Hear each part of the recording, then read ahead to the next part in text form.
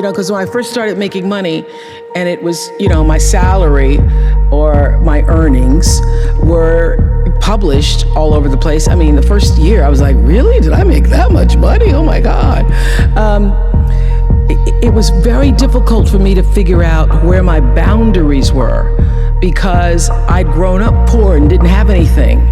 So it's easy when you don't have anything and people ask you for money. They say, I need $500. And you say, I don't have it because I'm just trying to get my rent paid. It's harder when your multi-million-dollar salary is now in the paper and you get a lot of friends and cousins you didn't have before. So how do you set boundaries for yourself? I was having trouble setting boundaries for myself for even strangers. People would just show up at my door in Chicago and say, Oprah, I left my husband, please help me.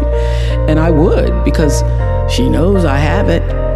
So don't try that now though, okay? Don't try that now, I figured it out. So what I learned is that the reason why people keep showing up is because my intention is to make them think that I'm such a nice person that you can ask me for anything, you can get me to do anything, I'm gonna say yes, I'm gonna say yes. So when Stevie called me this time, I thought I'd try out my first no on Stevie. Let's start big. He wanted me to donate some money to a charity, and I didn't want to donate to the charity because I have my own charities and I care about a lot of people, but the problem is when you have money, everybody thinks you just want to give to everything. So every letter I ever get starts with, we know you love the children. Yes, I do love the children, but somebody else is going to have to help the children. So I said to Stevie, no. And as a person who has that disease to please, I was waiting for him then to say, I will never speak to you again. I will never call you. I will never sing a song for you. And he didn't. He just said, okay. Okay? Okay, it's okay? He said, okay, check you later. And what I learned from that is, many times you will have angst and worry about things and put yourself in a state, like someone said this morning because her phone went off, they were mortified over a phone. I said, really? You will put yourself in a state when the other person really isn't even thinking about you. So learning that I could specifically determine for myself what the boundaries were for me, what I wanted to do, give my money, give my time, give of my service to who I wanted to give it to when I did, that I get to make that decision.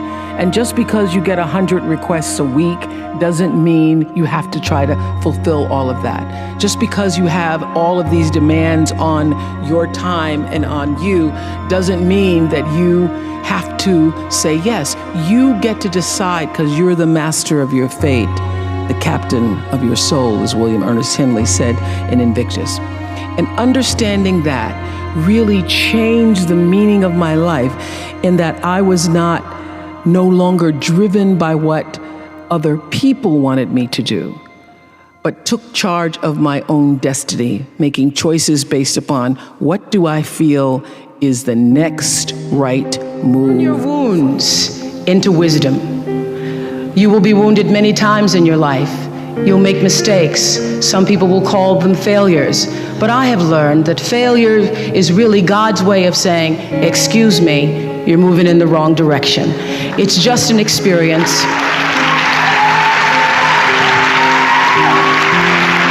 Just an experience.